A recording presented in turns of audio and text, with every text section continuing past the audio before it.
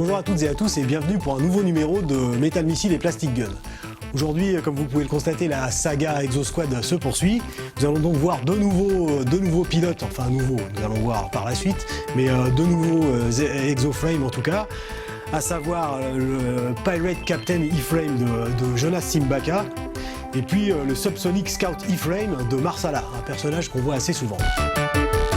Donc je vous présente Jonas Simbaka, qui, comme le précise la boîte, est le Undisputed Ruler des Pirate Clans, c'est-à-dire le chef incontesté des clans pirates.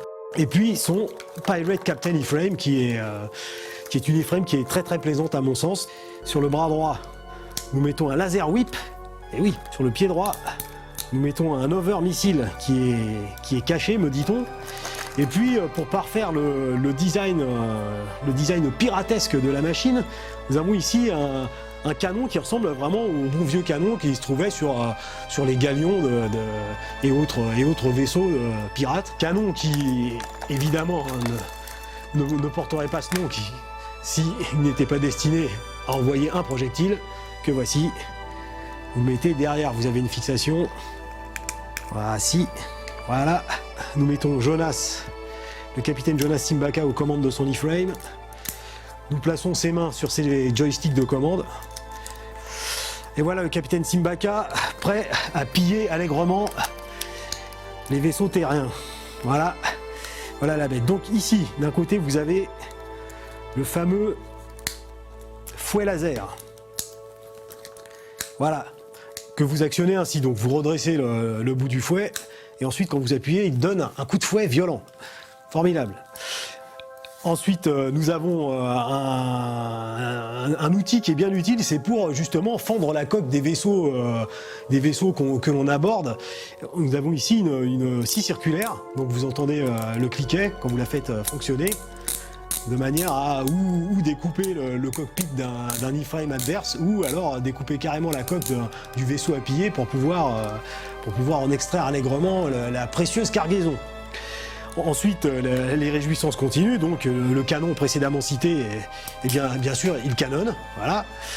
Et puis, en combat rapproché, éventuellement pour, comment dirais-je, ramollir les ardeurs d'un adversaire qui se laisserait emporter, ce qu'on appelle le missile, l'over missile, qui est caché dans le pied de l'E-Frame, je tire ici, voilà, qui est plutôt puissant.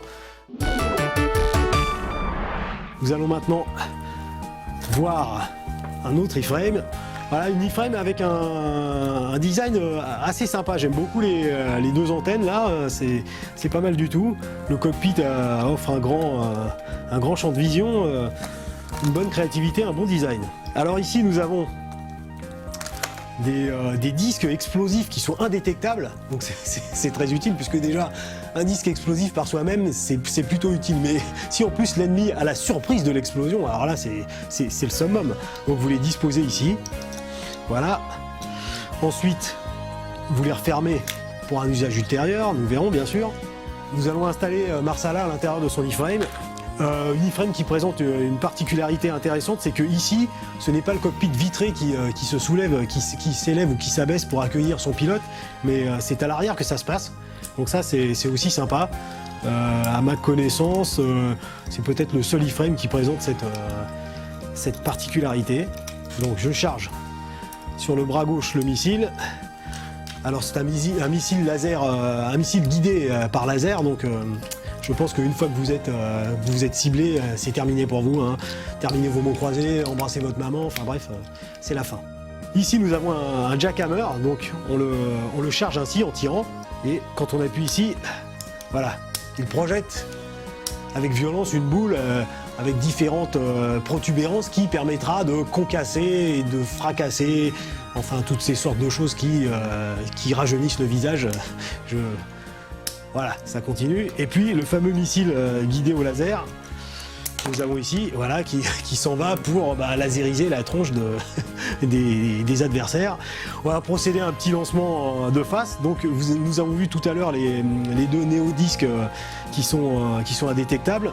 On les charge, on referme les bras et ensuite quand vous appuyez dessus, c'est un système sans ressort, ça les lance. Bon, alors voilà, disons que C'est ça le seul problème sur cet iframe, c'est que justement ce qui se fait mécaniquement sans l'aide d'un ressort, sans l'aide d'un calage et ou d'un chargement de puissance, fait que c'est pas très spectaculaire, j'en conviens.